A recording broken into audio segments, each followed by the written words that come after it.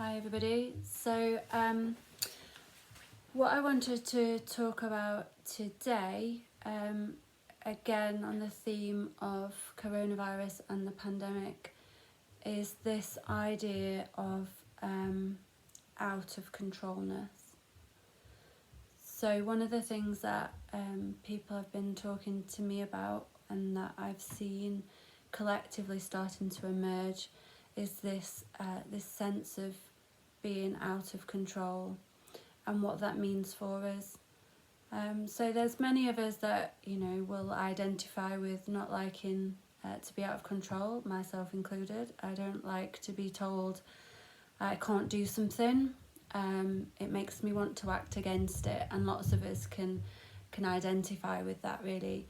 And so currently we're in lockdown, and what that means is that our certain choices are taken away from us, whether that be seeing our loved ones, socialising, working in our normal capacity. All of those choices are restricted in some way right now, and so that's going to have an impact in a number of different ways. Now, some people might be enjoying the space and time that it's giving them, but for other people their routines will be massively impacted. So whether you're a parent that now has to educate your child at home, or you're somebody who now has to adjust to a home working situation, or you're in the unfortunate situation of being furloughed or being out of work, each situation is going to have a different implication. So I guess what I think would be helpful to look at is how we can now structure a routine that is helpful for people when their usual routines have been taken away, and how we can sit with that sense of uncertainty, and learn to acknowledge and tolerate that. So firstly, I think it's important to just acknowledge that that's hard. Feeling out of control is hard. It can feel quite traumatic at times. It can feel like we are in a state of tension, and wanting to feel in control of our own lives and our decisions is a fundamental part of humanity.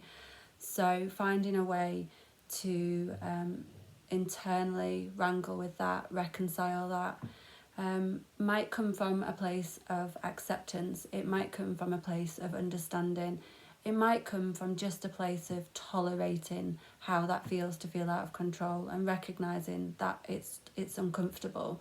But there's something about knowing that is probably going to be a shared experience amongst many of us, and that's okay. And the second is what that does to our lives and the routine that we have. Routines are important for well-being. Knowing what's going to happen, when it's going to happen, expectations, normalcy, they're all things that are important.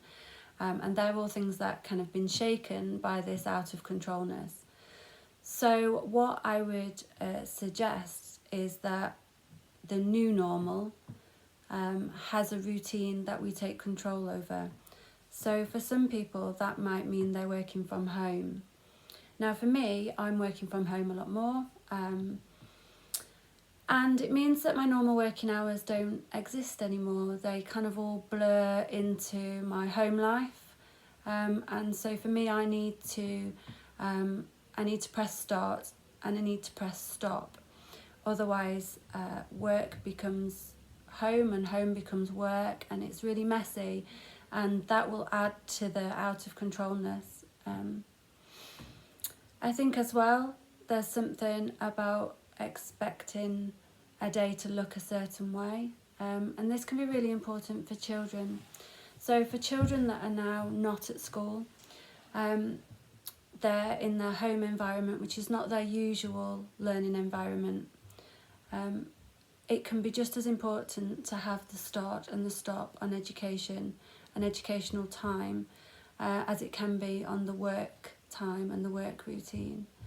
And that's because it can be very difficult to settle if we're in that mindset, that learning mindset, that working mindset. It's very difficult to then unwind And so it can start to affect things like sleep. So over the coming days, I'm gonna do a session on sleep and sleep hygiene. But for now, it's really important to recognise that sleep is part of a routine. It's part of a routine that's now changed, and for many people is up in the air. So if we want to remain in a semblance of health and well-being, that routine and that structure and how we update our new structure and our new routine to our new normal during the pandemic is really important. So starting to think about when something starts and when it stops, and how we can build routine and timeframes into our new daily routines will be really helpful, especially as we start to look at things like motivation, sustaining ourselves outside of a normal routine and environment, and particularly for a lot of people, this concept of winding down, and sleeping well, getting good rest.